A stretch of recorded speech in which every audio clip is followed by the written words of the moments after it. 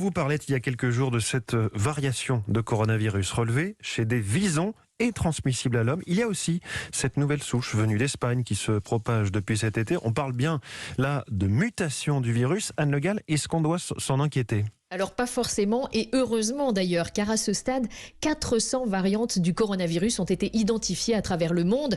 C'est tout à fait normal, car pour se diffuser, les virus, de façon générale, produisent des copies d'eux-mêmes, et plus ils se diffusent, plus il y a un risque d'erreur dans la copie.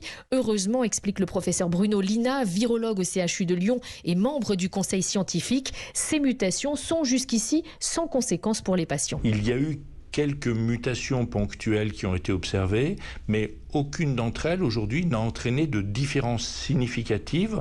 Il n'y a pas, dans la dynamique de la transmission, dans la dynamique de la forme clinique, des différences entre le virus de février-mars et celui de maintenant. Mais comme on ne peut pas anticiper les évolutions futures du virus, il faut continuer à séquencer son génome régulièrement pour vérifier qu'il ne se modifie pas trop.